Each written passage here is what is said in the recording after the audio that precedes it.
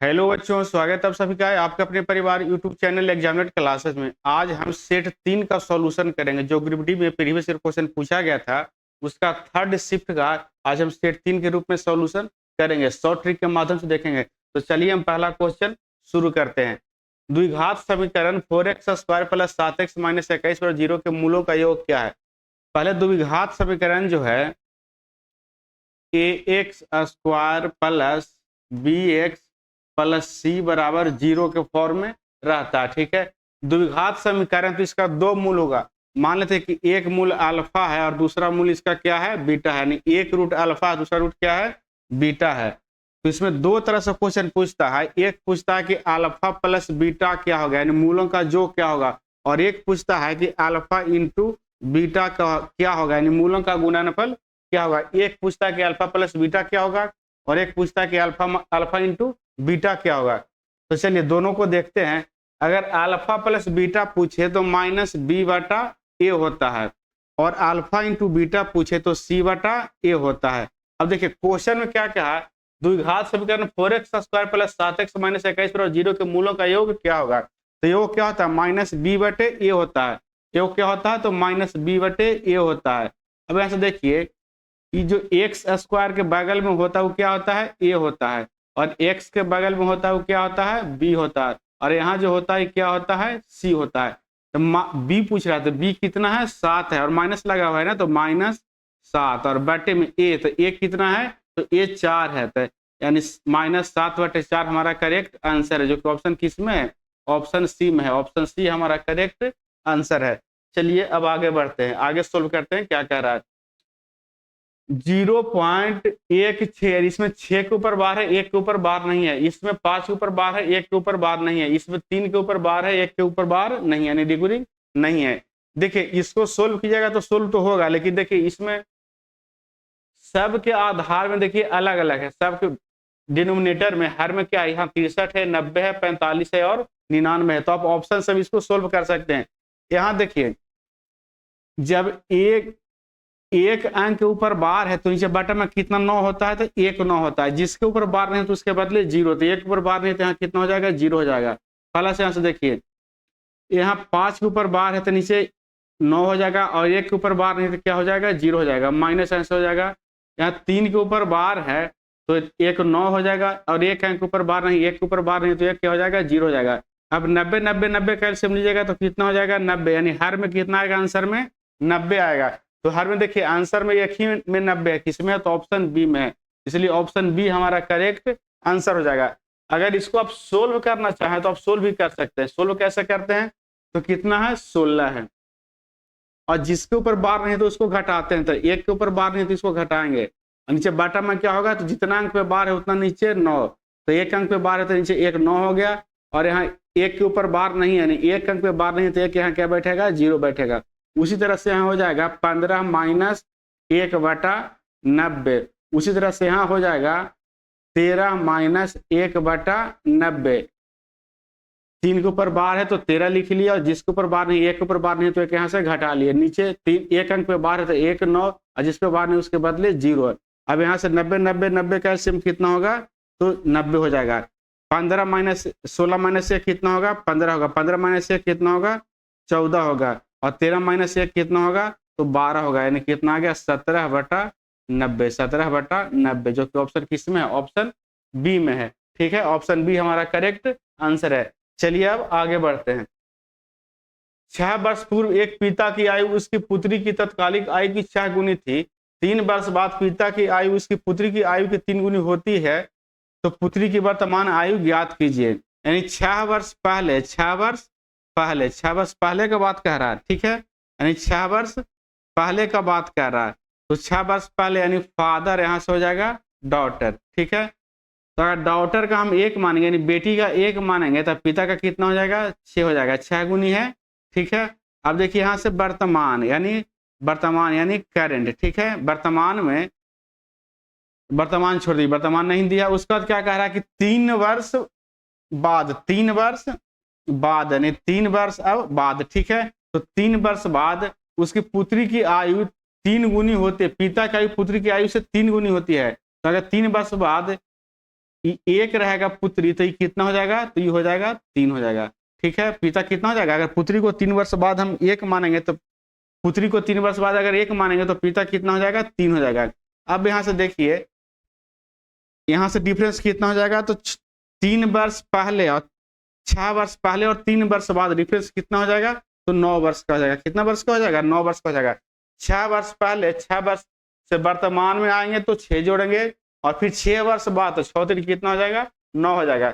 अब यहाँ देखिए डिफरेंस, यहाँ पुत्री का भी सेम होना चाहिए 6 वर्ष पहले और 3 वर्ष बाद वाला, और पिता का भी 6 वर्ष पहले 3 वर्ष बाद वाला का डिफरेंस सेम होना चाहिए। क्या डिफरेंस सेम है, तो 6 से 3 पे जाएंगे तो 3 का अंतर है, और 1 से 1 पे जाएंगे तो 0 का अंतर है। डिफरेंस सेम नहीं है। ठीक है, तो डिफरेंस सेम कैसे करते हैं, तो इसका जो अंतर है नीचे वाला के अंतर से ऊपर वाला में गुना करते हैं। ठीक है, तो यहाँ 3 और 1 का अंतर कितना है, 2 है, तो 2 से यहाँ भी गुना होगा और 2 से यहाँ भी गुना होगा। ठीक है, और ऊपर वाला के अंतर से नीचे गुना करते हैं, तो 6 और 1 का अंतर कितना है, 5 का है, तो 5 से नीचे भी गुना होगा और 5 से यहाँ भी नीचे गुना होगा। अब देखिए यहाँ कितना हो गया, 6 दूनी 12 है और 3 पचे 15 है, तो 12 और 15 का अंतर कितना हो जाएगा, तो 3 का हो जाएगा।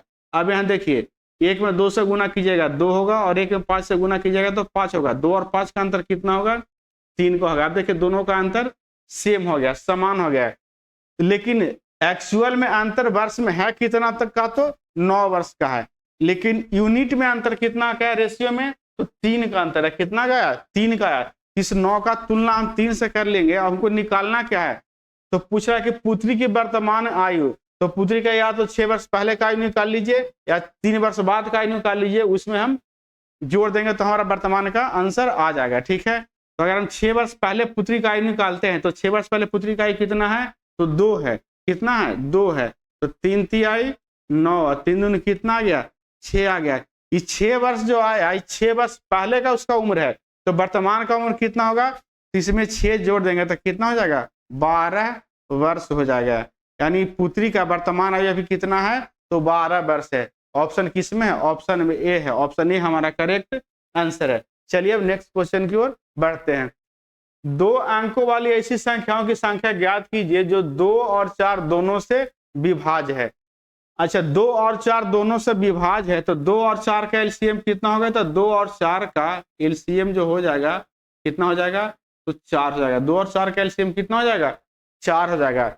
यानी जो संख्या 4 से कटेगी वो 2 और 4 दोनों से कटेगी। तो 2 अंक कह रहा है, कितना कह रहा है, 2 अंक कह रहा है, तो 4 से काटने वाला 2 अंक की पहली संख्या कितना है, तो 12 है। 12 से पहले ना तो 11 कटेगा ना 10 कटेगा, 2 अंक की संख्या। ठीक है, यानी 2 अंक की पहली ऐसी संख्या 12 जो है जो 4 से कटेगा, यानी 4 से कटने का मतलब है 2 से भी कटेगा और 4 से भी कटेगा। ठीक है, इसके बाद कौन संख्या कटेगा, तो 12 और 4 कितना कटेगा, 16 कटेगा। उसके बाद 20 कटेगा, उसके बाद 24 कटेगा। इसी तरह से आगे बढ़ते हुए सबसे बड़ी 2 अंक की संख्या जो 4 से कटेगी वो कितना है, तो 96 है, 96 है। कितना है, 96 है, 96 है। ठीक है, अब देखिए हमको निकालना क्या कह रहा है कि कितना संख्या है, टोटल टर्म कितना, 12 से 96 तक में टोटल टर्म कितना है जो 4 से कटेगा। इसका फॉर्मूला होता है कि लास्ट माइनस फर्स्ट बटा में कॉमन डिफरेंस, बटा में कॉमन डिफरेंस प्लस O1। अब यहाँ से देखिए लास्ट टर्म कितना है, तो लास्ट टर्म 96 से 96 है, माइनस फर्स्ट टर्म कितना है, तो 12 है, 12 है, बटे में कॉमन डिफरेंस, यानी हर जगह डिफरेंस का क्या है, देखिए यहाँ भी 4 का अंतर है, यहाँ भी 4 का अंतर है, और यहाँ भी 4 का अंतर, यानी हर जगह कितना का अंतर है, 4 4 का अंतर है। तो यहाँ भागा 4, अब प्लस कितना हो जाएगा, 1 हो जाएगा। अब यहाँ से देखिए तो 96 में से 12 घटाइएगा तो कितना बच जाएगा, 96 से 12 घटाइएगा तो बच जाएगा 84। कितना बच जाएगा, 84, भागा कितना हो जाएगा, 4, अब प्लस 1, यहाँ भागा दीजिएगा तो हो जाएगा 21, अब प्लस 1 कितना आ जाएगा, तो 22 हमारा करेक्ट आंसर आ जाएगा, जो कि ऑप्शन किस में है, ऑप्शन बी में है। ये तो हो गया फर्स्ट मेथड। ही क्या हुआ, फर्स्ट मेथड। इसको हम आपको 3 मेथड से इसको हम आपको 3 मेथड से बताते हैं। ये सबसे लास्ट मेथड होगा, सबसे फास्ट और सबसे शॉर्ट मेथड है। ये क्या है, फर्स्ट मेथड है, फर्स्ट मेथड है। ठीक है। अब देखिए सेकंड मेथड देखते हैं, सेकंड मेथड क्या है। सेकंड मेथड देखिए एक एपीएम फॉर्मूला पढ़े हैं कि टीएन बराबर यानी लास्ट टर्म बराबर A plus n minus 1 into d. A का मतलब फर्स्ट टर्म यानी फर्स्ट टर्म कितना है तो 12, ए का मतलब फर्स्ट टर्म और एन का मतलब टोटल टर्म, डी का मतलब कॉमन डिफरेंस जो यहाँ 4 आया है। तो टीएन मतलब लास्ट टर्म, तो लास्ट टर्म कितना है तो लास्ट टर्म यहाँ से कितना है 96 यानी 96 है। लास्ट टर्म क्या रखेंगे 96 रखेंगे। 96 बराबर ए मतलब फर्स्ट टर्म, तो फर्स्ट टर्म कितना है तो 12 है। तो 12 प्लस एन माइनस 1, एन हमको निकालना है टोटल टर्म इंटू डी, तो डी कितना है 4 है। हर जगह कितना है 4 है, तो डी की जगह क्या रख लेंगे 4 रखेंगे। अब देखिए 12 इधर लगेगा तो कितना बच जाएगा 84 बचेगा। 84 बराबर एन माइनस 1 इंटू कितना हो जाएगा 4 हो जाएगा। 4 से यहाँ भागा दीजिएगा तो कितना हो जाएगा 21 बराबर एन माइनस 1, तो एन बराबर 21 प्लस 1 कितना हो जाएगा 22 हो जाएगा, जो कि ऑप्शन किस में है ऑप्शन बी में है। अब जो हम आपको बताने जा रहे हैं वो सबसे फास्ट मेथड है। क्या है सबसे फास्ट मेथड है। देखिए थर्ड मेथड, थर्ड मेथड ये सबसे फास्ट मेथड है। एक से लेकर के कहां तक होता है कह रहा है। देखिए क्वेश्चन में क्या कह रहा है पहले क्वेश्चन समझ लिए। 2 अंकों वाली ऐसी कितनी संख्याएं हैं ज्ञात कीजिए जो 2 और 4 दोनों से विभाज्य हो। 2 और 4 दोनों से विभाज्य हो तो 2 अंक की संख्या, तो 2 अंक की सबसे लास्ट संख्या कौन है तो 99 है। इसके बाद अगर 100 लिखेंगे तो 100 जो है 3 अंकों की संख्या हो जाएगी। तो सबसे अंतिम संख्या 2 अंक कितना है सबसे बड़ी संख्या यानी 99 है। और संख्या कहाँ शुरू हो रहा है 1 से, प्राकृतिक संख्या 1 से, 1 2 3 इसी तरह से 10 तक आएंगे। इसी तरह से 4 5 6 7 8 9 10 11 इसी तरह से आगे बढ़ते हुए। ठीक है हमको पूछा है 2 अंक की संख्या। हमको क्या पूछा है हमको पूछा है 2 अंक की संख्या। तो 2 अंक की संख्या कहाँ से शुरू है तो 10 से शुरू है। कहाँ से शुरू है 10 से। और इधर जो है 1 से लेकर के 9 तक कितनी अंक की संख्या तो 1 अंक की संख्या। तो 1 अंक की संख्या से हमको मतलब है नहीं। हमको देखिए एलसीएम कितना निकाल के आया था तो निकाल के आया था 4, तो इस 99 हमें 4 से भागा देंगे और माइनस जो जिससे हमको मतलब नहीं उसको हम क्या करेंगे घटा लेंगे। तो 9 तक की संख्या से हमको मतलब नहीं तो 9 घटा लेंगे। तो 9 बटा एलसीएम कितना आया था 4 आया था। अब यहाँ से भागा दीजिएगा तो 4 दूनी 8, 1 बचेगा तो 19 4 4 को 16 24 माइनस जो पूरा पूरी कटेगा उसी पूर्णांक को लेंगे, डेसिमल वगैरह को नहीं लेंगे। अब ऐसे देखिए 4 से भागा दीजिएगा 9 में तो पूरा पूरी कितना मतलब कटेगा 4 दूनी 8 यानी 1 बचेगा उससे हमको मतलब नहीं है। अब 24 में से 2 घटाएगा तो कितना हो जाएगा 22 हो जाएगा यानी 22 हमारा करेक्ट आंसर है। इसमें देखिए 22 ही आंसर आया था। ठीक है जो तीसरा मेथड है सबसे फास्ट मेथड। इतना हम आपको समझाने के लिए इतना आपको लिखने की जरूरत नहीं है। ठीक है आपको सिर्फ इतना लिखने से मतलब है। यानी थर्ड मेथड जो सबसे फास्ट मेथड। चलिए अब आगे क्वेश्चन को देखते हैं। अगला क्वेश्चन क्या कर रहा है। यदि द्विघात समीकरण 5x² प्लस bx प्लस 4/0 के मूलों का योग 9 है तो बताए थे हम कि मूलों का योग क्या होता है। मूलों का योग हम पढ़ाए थे अभी हम। मूलों का योग क्या होता है तो मूलों का योग होता है यानी अल्फा प्लस बीटा बराबर माइनस बी बटा ए होता है। माइनस बी बटा क्या होता है ए होता है।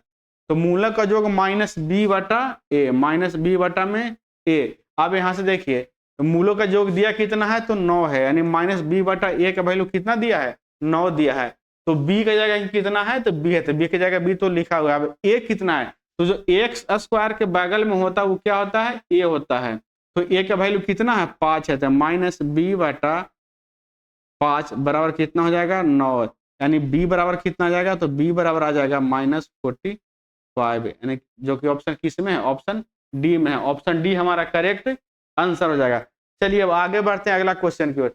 यदि x बराबर 2 हो तो 5 + x 2x + 7 और 6x + 9 और 22 समानुपात में है तो y का मान क्या होगा। तो सब में 2 रखिएगा। यहाँ देखिए 2 रखिएगा तो कितना हो जाएगा 7 हो जाएगा। और यहाँ 2 रखिएगा तो 7 2 दूनी 4 7 4 कितना हो जाएगा 11 हो जाएगा। अब यहाँ 2 रखिएगा तो 6 दूनी 12 9 कितना हो जाएगा 21 हो जाएगा। अब देखिए सब समानुपात में है तो 7:11 समानुपात 21 अनुपात कितना हो जाएगा 22 हो जाएगा, 21:22। देखिए इस तरह में क्या होता है, इसमें फॉर्मूला भी होता है लेकिन फॉर्मूला हम नहीं रटेंगे। अंदर अंदर गुना होता है और बाहर बाहर से गुना होता है, अंदर अंदर से गुना होता है और बाहर बाहर से गुना होता है। तो हमको निकालना है बाई, बाई का गुणनफल कितना है 7 है, तो 11 गुना 21 भागा कितना हो जाएगा 7। बाई बराबर क्या हो जाएगा 11 गुना 21 भागा 7 हो जाएगा। तो सत्य यहाँ से कितना हो जाएगा 21, 11 तिहाई 33, यानी बाई का वैल्यू कितना आ गया 33 आ गया, जो कि ऑप्शन किस में है, ऑप्शन बी में। ऑप्शन बी हमारा करेक्ट आंसर है। चलिए अब आगे बढ़ते हैं। अगर आपको अच्छा लग रहा है तो आप लाइक जरूर करते चलिए वीडियो को। एक साड़ी को 11 दिनों में, एक साड़ी को 11 दिनों में, बी उसे 20 दिनों में और सी उसे 55 दिनों में पेंट कर सकता है। यदि वे स्वतंत्र रूप से काम करते हैं, यदि कार्य पूरा होने तक प्रत्येक विषम संख्या वाले दिन पर बी द्वारा एक की सहायता, यहाँ सहायता है, सहायता,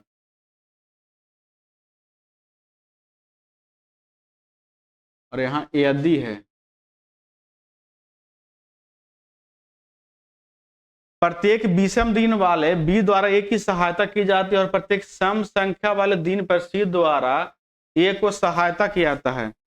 यहाँ भी सहायता है, सहायता प्रदान की जाती है, तो कार्य कितने दिनों में पूरा किया जा सकता है। अब देखिए 3 व्यक्ति है, एक ए है, बी है और दूसरा क्या है, तीसरा क्या है सी है, ठीक है। ए करता है 11 दिन में, बी करता है 20 दिन में और सी करता है 55 दिन में। सी करता है कितना दिन में 55 दिन में। अब देखिए सब का एलसीएम लीजिएगा तो एलसीएम कितना हो जाएगा, तो एलसीएम हो जाएगा यहाँ से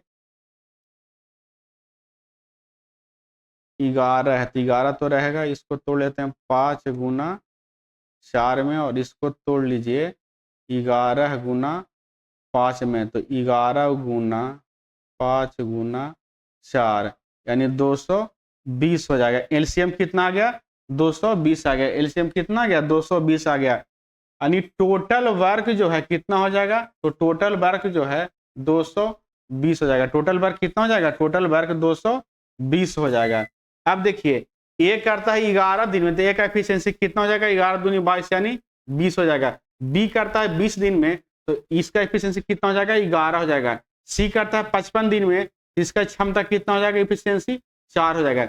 अब देखिए क्या कह रहा है कि प्रत्येक विषम संख्या वाले दिन बी द्वारा ए की सहायता की जाती है, यानी पहला दिन जो है ए प्लस बी कार्य करता है, दूसरा का दिन जो है ए प्लस सी कार्य करता है। क्यों करता है कि ए को सहायता, सी जो है ए को सहायता प्रदान करता है, यानी पहला दिन ए प्लस बी कार्य करता है और दूसरा दिन ए प्लस सी कार्य करता है। तो पहला दिन टोटल काम कितना होगा, तो पहला दिन टोटल काम होगा 20, ए प्लस बी है तो 20 और 11 कितना हो जाएगा, तो 31 हो जाएगा। और दूसरा का दिन कितना कार्य होगा, तो ए प्लस सी, दूसरा का दिन कार्य होगा 20 और 4 कितना हो जाएगा 24, दूसरा का दिन कितना काम हो जाएगा 24 काम हो जाएगा। अब 2 दिन का टोटल काम कितना हो गया, तो 2 दिन का, एक 2 दिन का ये फर्स्ट डे हो गया और ये सेकंड डे हो गया, तो 2 दिन का टोटल काम कितना हो गया, तो 2 दिन का 31 प्लस 24 कितना हो जाएगा टोटल काम, तो 55 काम हो गया। हमको टोटल काम कितना करवाना है 220 काम करवाना है, तो अगर 55 में हम 4 से गुना करते हैं तो कितना हो जाएगा 220 हो जाएगा। तो इधर 4 से गुना किए तो इधर भी हम 4 से गुना करेंगे तो कितना हो जाएगा 8 डे हमारा करेक्ट आंसर, जो कि ऑप्शन किस में है, ऑप्शन बी में है। ऑप्शन बी हमारा करेक्ट आंसर है। चलिए अब आगे बढ़ते हैं। वेंकट ने एक पुराना स्कूटर खरीदा और इसकी मरम्मत पर क्रय मूल्य के 10% बराबर राशि खर्च किया। उसने स्कूटर को 2200 रुपए के लाभ पर बेचा, यदि उसे 20% का लाभ हुआ तो उसने मरम्मत पर कितना खर्च किया। अगर सीपी है उसका 100% है, सीपी क्या है 100% है, तो इसका 10% किस पे खर्च किया, मरम्मत पे, तो टोटल कितना उसको खर्च हो गया, तो 110% खर्च हो गया। टोटल कितना खर्च हो गया 110%, यानी उसका सीपी कितना टोटल हो गया कि 110% हो गया। आप कह रहा है कि 20% लाभ पर बेचता है, तो 110 का 20% निकालिएगा यहाँ से तो कितना हो जाएगा, 110% का 20% निकालिएगा तो हो जाएगा 20/100, यानी कितना आ जाएगा 132% है। टोटल सीपी कितना हो गया, तो टोटल एसपी कितना हो गया, 132%। तो यहाँ से प्रॉफिट कितना हुआ, तो प्रॉफिट हो गया 22%, यानी कितना प्रॉफिट हो गया, तो 22% हो गया। इस 22% का वैल्यू कितना दिया है, तो 2200 दिया है। इस 2200 का तुलना हम इस 22% से कर लेंगे। हमको निकालना क्या है, तो पूछा उसने मरम्मत पर कितना खर्च किया, तो मरम्मत पर इस 10% राशि को खर्च किया। मरम्मत पर कितना खर्च किया है, तो 10% राशि को खर्च किया है। यहाँ 10% हम लिख लेंगे, यहाँ से काटिएगा तो 100, यानी कितना आ गया, 1000 वह मरम्मत पर खर्च किया है। कितना खर्च किया है, तो मरम्मत पे 1000 खर्च किया है। आप इसको एक तरीका से और बना सकते हैं, देखिए इसको कैसे बना सकते हैं। लाभ कितना है, तो 2200 है। लाभ कितना है, 2200 है। लेकिन परसेंट में कितना लाभ है, तो 20% है। परसेंट में कितना लाभ है, तो 20% है। अब यहां से देखिए हमको निकालना है, क्या निकालना है कि मरम्मत पर कितना खर्च किया, तो मरम्मत पर वो 10% खर्च किया। तो पहले हम 110% का वैल्यू निकालेंगे, यानी सीपी निकालेंगे। तो इससे हम 110 पे नहीं गुना करेंगे, 100 से गुना करेंगे। जो सीपी निकालेगा 110% पर निकालेगा, ठीक है। अब यहां से काटिएगा तो कितना हो जाएगा, 11 यानी 110, कितना आ गया, 11000 आ गया। कितना आ गया, 11000। 11000 जो आया उसका जो 10% मरम्मत पर खर्च हुआ था उसको मिला करके सीपी आया। लेकिन हमको निकालना है कि मरम्मत पर कितना खर्च किया, 10% का वैल्यू। ई जो है अपने आप में कितना है का वैल्यू है, तो 110% का वैल्यू। कितना का वैल्यू है, 110% का वैल्यू है। हमको निकालना है 10% का वैल्यू। तो यहाँ से काट लीजिएगा तो 1 0 से 1 0, यहाँ से कट जाएगा कितना मरतबे, तो 100 मरतबे। 100 में 10 से गुना कीजिएगा तो कितना आ गया, 1000 आ गया। यानी मरम्मत पर कितना खर्च किया, तो 1000 खर्च किया, जो कि ऑप्शन किस में है, ऑप्शन बी में है। आपको दो मेथड से बताया, जो भी आपका अच्छा लगे उससे आप बना लीजिएगा, ठीक है। चलिए अब आगे बढ़ते हैं। यदि संख्या 8 3 2 5 2 7 6 9 के प्रत्येक विषम अंक में 2 घटा जाता है और प्रत्येक सम अंक में 1 जोड़ा जाता है, तो इस प्रकार बनी नई संख्या में कितने अंक एक से अधिक बार आएंगे। संख्या कितना है, तो 8 3 2 5 2 7 और 6 9 है।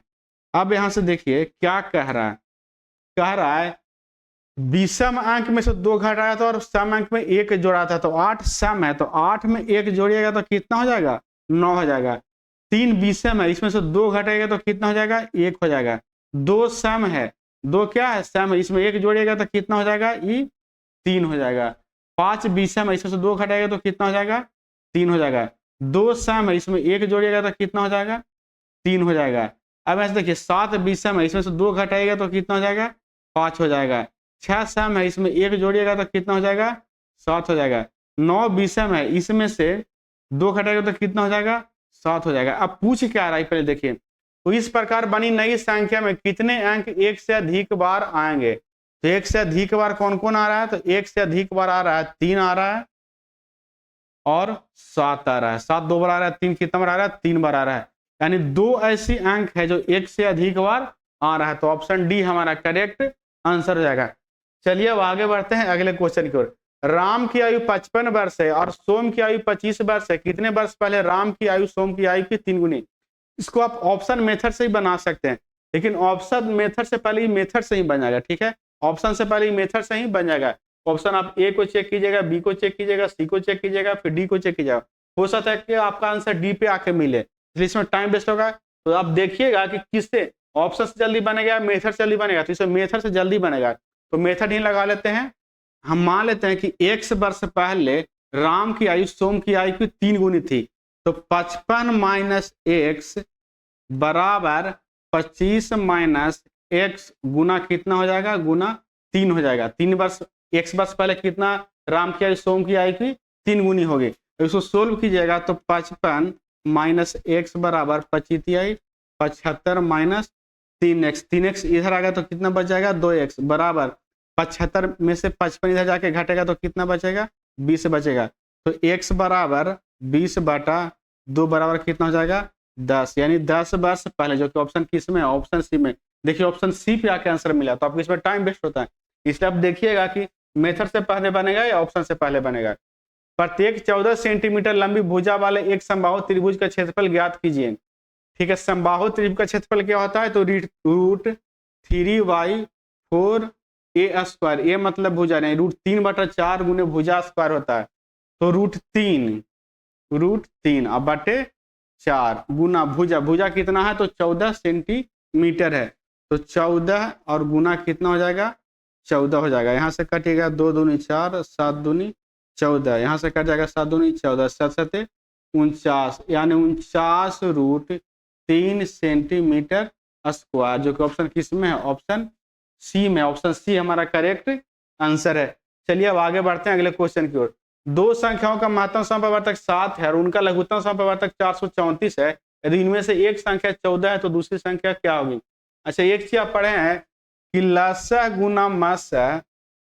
गुना मसा बराबर पहली संख्या गुने दूसरी संख्या। क्या पढ़े, लसा गुना मसा बराबर पहली संख्या गुने दूसरी संख्या। तो देखिए लासा है और मासा है, तो दोनों ही किसमें रहेगा, गुना में रहेगा। और पहली संख्या गुने दूसरी संख्या, तो दूसरी संख्या पूछ रहा है तो पहली संख्या दूसरी संख्या पूछ रहा है, इसको निकालने के लिए पहली संख्या इधर लाके क्या करेंगे, हम भाग करेंगे। तो 14 से भाग दिया किसमें, 7 गुना 434 में। देखिए आपको लिखना नहीं है, अगर आपसे दिमाग में सोल्व होता तो आपको परीक्षा में क्या बचेगा, टाइम बचेगा, एग्जाम में टाइम बचेगा। इधर हो जाएगा 7 गुना 434 बाटा में 14, तो 7 दूनी 14 और 2 से इसको काटिएगा तो 217 हमारा करेक्ट आंसर है। आप इस तरह से जल्दी सोल्व कर सकते हैं, और नहीं तो आप ऐसे लिख सकते हैं 7 गुना 434 बाटा 14 तो 7 दूनी कितना हो जाएगा 14, यहाँ 2 से काटिएगा तो कितना जाएगा 217 हमारा करेक्ट आंसर। आप ऐसे भी लिख के सोल्व कर सकते हैं। चलिए अब आगे बढ़ते हैं। एक दुकानदार किसी वस्तु को 14% की हानि पर बेचता है। यदि विक्रय मूल्य 100 रुपए की वृद्धि होती है तो उससे 60% का लाभ होता है। पुस्तक का क्रय मूल्य पूछ रहा है, पुस्तक का क्रय मूल्य क्या होगा। देखिए वृद्धि या कमी क्या होता है, अंतर होता है। वृद्धि या कमी क्या होता है, अंतर होता है। वृद्धि और कमी क्या होता है, अंतर होता है। तो रुपया में कितना का वृद्धि हुआ, 100 रुपया का, यानी अंतर कितना का हो गया, 100 रुपया का हो गया। अंतर कितना का हो गया, 100 रुपया का हो गया। और नीचे बाटा में क्या होगा, तुलना किससे हम करेंगे, तो 14% हानि से पहुंच गया 6% लाभ पर। 14% हानि से 6% लाभ पर पहुंच गया, तो दोनों क्या है, एक हानि और एक लाभ है, अपोजिट है, तो क्या होगा, जुट जाएगा। अपोजिट है तो क्या होगा, जुट जाएगा। यहीं पे अगर हानि है, यहाँ पे अगर हानि होता 14% से हानि 6% होता तो अंतर क्या होता, घटता। लेकिन यहाँ देखिए 14% हानि से 6% लाभ पे पहुंच गया, तो अंतर क्या होगा, जुटेगा। तो 14 + 6 कितना का अंतर हो जाएगा, तो 20% का अंतर हो जाएगा। यानी 100 का तुलना हम 20 से कर लेंगे। हमको निकालना क्या है, सीपी, तो सीपी अपने आप में 100%, तो 20 × 100 बराबर कितना आ गया, तो 500, जो कि ऑप्शन किस में है, ऑप्शन ए में है। ऑप्शन ए हमारा करेक्ट आंसर है। ठीक है, चलिए अब आगे बढ़ते हैं अगले क्वेश्चन की ओर, क्वेश्चन नंबर 14 की ओर। नीचे दी गई आकृति में रेखा एल एम के समानांतर है, तो 2x + y का मान क्या होगा। देखिए इस तरह क्वेश्चन सबसे हल्का क्वेश्चन होता है, सबसे हल्का क्वेश्चन होता है। देखिए एक समानांतर रेखा एल है और दूसरी क्या है, एम है। इसको काट रहा है, देखिए एक रेखा इधर काट रहा है, एक रेखा इधर काट रहा है। अब ये अगर 105 डिग्री है, ये अगर 105 डिग्री है, तो ये कितना हो जाएगा, तो ये हो जाएगा 75 डिग्री। दोनों का जोड़ कितना होता है, 180 डिग्री होता है। कोई समानांतर रेखा को, सीधी रेखा को कोई रेखा काट रही है, तिरछी रेखा, तो जो एंगल बनेगा दोनों एक ही तरफ, वो कितना का होगा, दोनों का जोड़ कितना होगा, 180 डिग्री। तो ये 105 है तो कितना हो जाएगा, 180 में से 105 घटाएगा तो कितना बचेगा, 75 डिग्री। अब देखिए एल और एम को एक तिरछी रेखा काट रही है, तो जो एक ही तरफ कोण बनता है, एक ही तरफ जो कोण बनता है, दोनों का जो कितना होता है, 180 डिग्री होता है। दोनों का जो कितना होता है, 180 डिग्री होता है। दोनों का जो कितना होता है, 180 डिग्री होता है।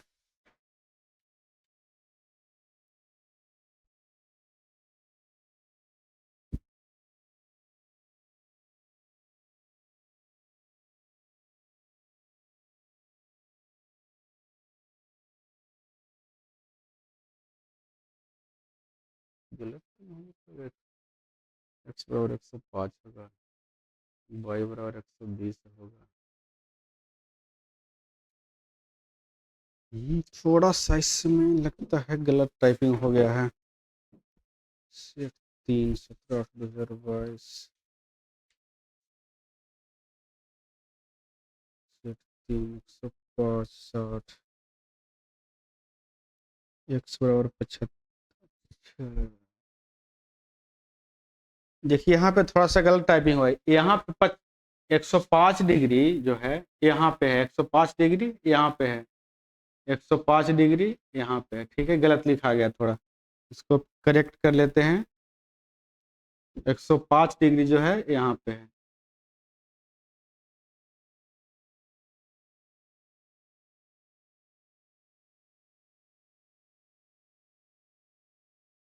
अब देखिए यहाँ से ये 105 डिग्री है और एक्स है, एक समानांतर रेखा एल है, दूसरी समानांतर रेखा क्या है, एम है। एक समानांतर रेखा एल है, दूसरी एम है, और एक तिरछी रेखा काट रही, दोनों कोण एक ही तरफ बन रहा है, तो दोनों का जो कितना होगा 180 डिग्री होगा। तो x प्लस 105 डिग्री बराबर 180 डिग्री, तो x बराबर कितना हो जाएगा, तो 75 डिग्री। x का वैल्यू कितना गया, 75 आ गया। अब देखिए ये 60 डिग्री है तो ये कितना हो जाएगा, तो 120 डिग्री हो जाएगा। और ये एकांतर कोण है तो दोनों क्या होगा, बराबर होगा, यानी बाई का वैल्यू कितना हो जाएगा, 120 डिग्री। बाई बराबर कितना आ गया, 120 डिग्री। अब पूछ क्या रहा है, तो 2x प्लस बाई, तो 2 गुना 75 डिग्री और प्लस बाई बराबर 120 डिग्री। 2 गुना 75 डिग्री और प्लस बाई बराबर कितना है, 120 डिग्री। 75 दूना 150 यानी 150 और प्लस 120 बराबर 270 डिग्री हमारा करेक्ट आंसर है, जो कि ऑप्शन किस में है, ऑप्शन ए में है। चलिए अब आगे देखते हैं क्या कह रहा है। क्वेश्चन नंबर 15, एक व्यक्ति ने 75,000 रुपया की धनराशि 7.5% वार्षिक साधारण ब्याज की दर से 6 वर्ष के लिए निवेश की। 6 वर्ष बाद उसे प्राप्त होने वाला मिश्रधन क्या होगा, यानी 6 वर्ष बाद उसको टोटल कितना रुपया कुल मिलेगा। अब देखिए मूलधन कितना है, 75,000 रुपया। मूलधन कितना है, 75,000 है। मूलधन कितना है, 75,000। तो मूलधन जो है अपने आप में कितना होता है, तो 100% हो जाता है। 75,000 का तुलना किससे कर लेंगे, 100% से कर लेंगे। ठीक है, अब आगे देखिए, जब साधारण ब्याज है तो ब्याज तो हर वर्ष क्या होगा, बराबर लगेगा। हर वर्ष क्या लगेगा, बराबर लगेगा। तो 7.5% ब्याज 6 वर्ष तक लगेगा, तो 7.5 गुना 6 यानी 7 6 के 42, 42 से कितना हो जाएगा, 45%। टोटल ब्याज उसको कितना मिल जाएगा 6 वर्ष में, तो 45% ब्याज मिल जाएगा। लेकिन हमसे ब्याज नहीं पूछा, पूछा क्या है, तो पूछा उसका मिश्रधन क्या मिलेगा, तो 45% ब्याज मिलेगा और 100% क्या होता है, मूलधन होता है। तो मिश्रधन कितना हो जाएगा, तो मिश्रधन दोनों को जोड़िएगा तो 145% हो जाएगा। तो यहाँ गुना किससे कर लेंगे, 145 से कर लेंगे। वहीं से काट लीजिएगा तो कितना आ जाएगा, 2 जीरो से 2 जीरो कट गया। अब देखिए दोनों को गुना कीजिएगा तो अंतिम में कितना जीरो आएगा, 1 जीरो आएगा। तो 1 जीरो जो है सिर्फ किस में है, अंतिम में 1 जीरो सिर्फ जो है ऑप्शन ए में है। पूरा गुना करने की जरूरत भी नहीं पड़ा, आंसर निकल गया। ठीक है, अंतिम में कितना जीरो आएगा, 1 जीरो। तो सिर्फ ऑप्शन ए में अंतिम में 1 जीरो है, इसमें 2 जीरो है, इसमें 3 जीरो है, इसमें भी 2 जीरो है। चलिए अब आगे बढ़ते हैं, अगले क्वेश्चन की ओर बढ़ते हैं। एक्स और वाई एक कार्य को 8 दिन और 12 दिन में पूरा कर सकते हैं। 2 आदमी है, एक है एक्स और दूसरा क्या है, वाई है। तो एक्स करता है 8 दिन में और वाई करता है 12 दिन में। तो 12 8 कैल्शियम कितना हो जाएगा, 24 हो जाएगा। यानी टोटल वर्क कितना हो गया, तो टोटल वर्क जो हो गया कितना हो गया, 24 हो गया।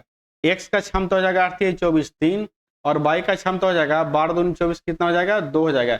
अब क्या कह रहा है, वे वैकल्पिक एक एक दिन छोड़कर दिनों में कार्य करते हैं जिसमें एक्स पहले कार्य करता है। यानी पहला दिन एक्स आएगा तो एक्स कितना काम करेगा, 3 काम कर लेगा। उसके बाद दूसरा दिन वाई आएगा तो वाई कितना काम कर लेगा, 2 काम कर लेगा। तो 2 दिन का टोटल काम कितना हो गया, 5 हो गया। 3 + 2 कितना हो गया, 5 हो गया। तो 2 दिन का टोटल काम कितना हो गया, 5 हो गया। 2 दिन का टोटल काम कितना हो गया, 5 हो गया। अब देखिए टोटल काम करवाना कितना है, तो 24 काम करवाना। टोटल कितना काम करवाना है, 24 काम करवाना है। तो 5 5 25 ज्यादा हो जाएगा, तो पहले 4 से गुना कर लीजिए।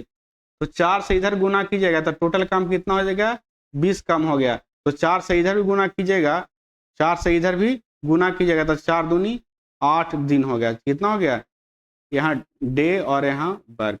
ठीक है, अब देखिए जब 20 काम हो गया तो बचा कितना काम, तो बचा 4 काम। अब कौन करेगा, एक्स करेगा। कौन करेगा, आके एक्स करेगा। बाई पे एंड किया तो एक्स आके काम करेगा। ठीक है, तो एक्स जब एक दिन आके काम करेगा तो टोटल काम कितना कर लेगा, एक दिन में 3 काम कर लेगा।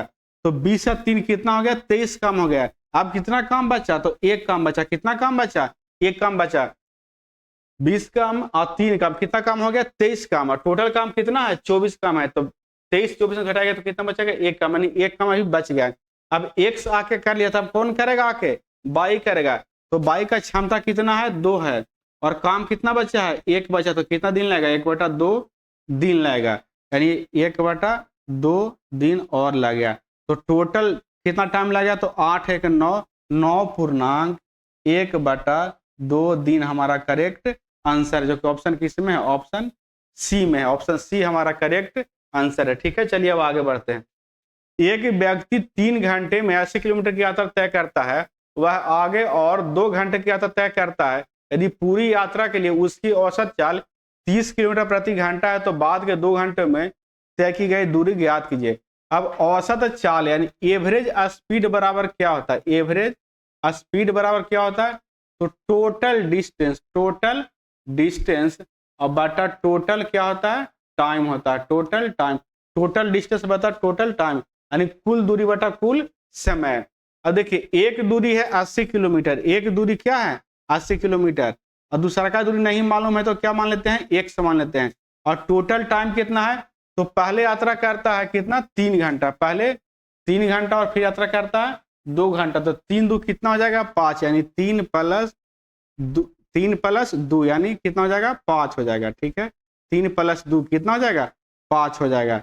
अब औसत चाल दिया है कितना क्वेश्चन में, तो औसत चाल दिया है 30 किलोमीटर प्रति घंटा, औसत चाल कितना दिया है, तो 30 किलोमीटर प्रति घंटा, यहाँ बराबर लिख लेंगे 30। अब इसको सोल्व कीजिएगा तो 30 × 5 = 150, 150 में से 80 घटेगा तो कितना जाएगा, x बराबर 70 किलोमीटर। ठीक है, यानी दूसरा का 2 घंटा में 70 किलोमीटर का दूरी तय किया होगा। तो चलिए अब देख लेते हैं यहाँ से किसमें है, ऑप्शन सी में है। ऑप्शन सी हमारा करेक्ट आंसर है, ऑप्शन सी हमारा करेक्ट आंसर है। चलिए अब आगे बढ़ते हैं।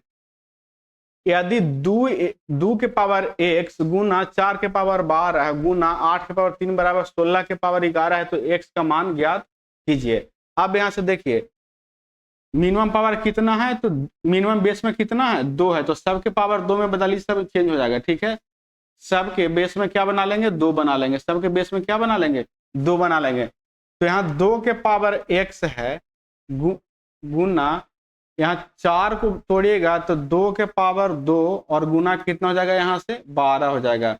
उसके बाद देखिए 8 है, तो 8 को हम 2 के पावर 3 और पावर में कितना है 3 है। अब यहाँ से देखिए 16 है, तो 16 को 2 के पावर 4 और पावर में कितना है, तो 11 है। अब इसको सोल्व कीजिएगा तो यहाँ बचेगा 2 के पावर x और गुने यहाँ बचेगा 2 के पावर 24 और यहाँ बचेगा कितना हो जाएगा 2 के पावर 3 तिहाई 9, 2 के पावर 9 बराबर 2 के पावर 11 को कितना हो जाएगा 44। अब देखिए नीचे पावर, नीचे बाटा में सबका आधार सेम है, गुना में है, नीचे आधार सबका क्या है सेम है और गुना में है, तो पावर क्या होगा जुट जाएगा। तो 2 के पावर कितना हो जाएगा 24 और 9 33, 33 + x हो जाएगा बराबर यहाँ से हो जाएगा 2 के पावर कितना हो जाएगा 44 हो जाएगा। अब देखिए जब LHS में बेस जो है सेम है और RHS में बेस क्या है सेम है, तो पावर भी क्या हो जाएगा सेम हो जाएगा। तो 33 + x बराबर कितना हो जाएगा 44, तो x का वैल्यू यहाँ से कितना आ जाएगा 11 आ जाएगा, जो कि ऑप्शन किस में है, ऑप्शन x का वैल्यू 11 है। 11 से कुछ 9 और 24 में 33 + x बराबर 11। क्वेश्चन नंबर, ऑप्शन तो है नहीं 11, देखिए 11 ही इसका आंसर होना चाहिए। क्वेश्चन नंबर 18, क्वेश्चन नंबर 18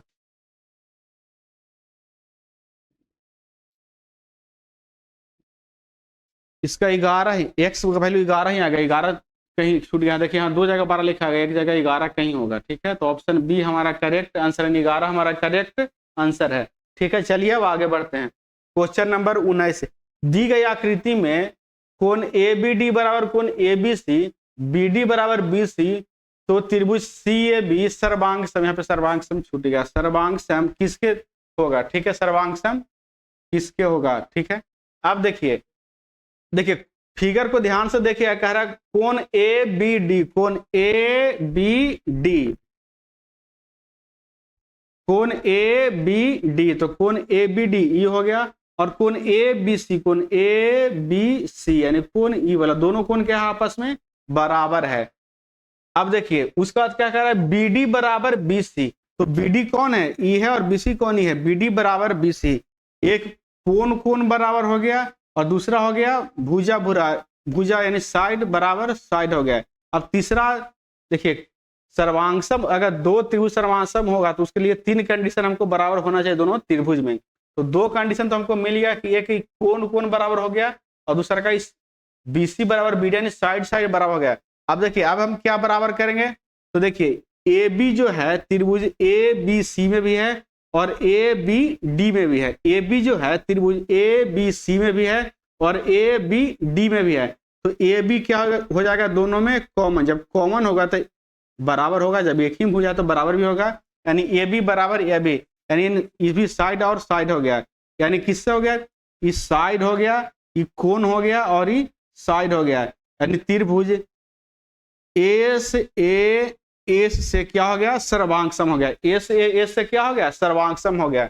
जब त्रिभुज सी ए बी यहां दिया है, अब जब दोनों त्रिभुज ई त्रिभुज, अब दोनों देखिए ई त्रिभुज और ई त्रिभुज अगर सर्वांगसम हो गया तो देखिए अब कैसे लिखा है, पहला त्रिभुज को सी ए बी लिखा है, सी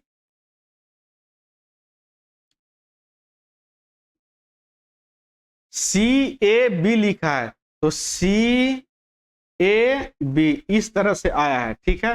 तो हम भी इसी तरह से चलेंगे, डी ए बी की ओर चलेंगे। कैसे चलेंगे, जब ऊ चला है सी A B, C A B ऊ चला है इस तरह से सी ए बी से, तो हम भी उसी तरह से चलेंगे डी ए बी की ओर, यानी हमारा आंसर कौन होगा, तो डी ए बी होगा, त्रिभुज डी ए बी। तो डी ए बी किस में है, तो ऑप्शन बी में, यानी ऑप्शन बी हमारा करेक्ट आंसर हो जाएगा, ठीक है। चलिए अब आगे बढ़ते हैं अगले क्वेश्चन की ओर। एक व्यक्ति 100 मिनट तक 200 मीटर की चाल से चलता है और 50 मिनट तक 70 मीटर की चाल से चलता है, तो उसकी औसत चाल ज्ञात कीजिए।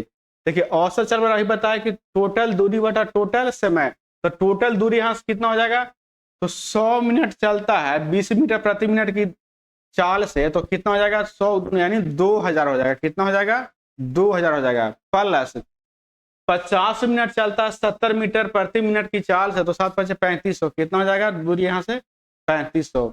और टोटल टाइम, अब टाइम क्या होगा, तो पहले चला 100 मिनट, तो यहाँ लिख लीजिए 100 प्लस फिर चला कितना मिनट, तो फिर चला 50 मिनट, तो यहाँ से हो जाएगा 50। अब औसत चाल बिछा, तो दोनों को जोड़ के क्या दे दीजिए, भागा दे दीजिए, तो यहाँ से 2000 प्लस 3500 कितना हो जाएगा, तो 5500 और बटे कितना हो जाएगा यहाँ से 150 हो जाएगा। तो 1 0 से 1 0, 11 पचे 55, यहाँ से हो जाएगा 0, यहाँ से हो जाएगा 3 पचे 55, यानी 110 बटे 3 क्या हो जाएगा, मिनट प्रति मीटर, ठीक है। 110 बटे 3 मिनट प्रति मीटर हमारा करेक्ट आंसर हो जाएगा। चलिए आज हम सेट 3 आपका थर्ड शिफ्ट का 17/8/2022 का सॉल्यूशन करवाए। अगले वीडियो में हम 18/8/2022 के शिफ्ट फर्स्ट का सॉल्यूशन करवाएंगे, ठीक है। अगर आपको अच्छा लगे तो वीडियो को अपने दोस्तों में जरूर शेयर कीजिए। तब तक के लिए धन्यवाद।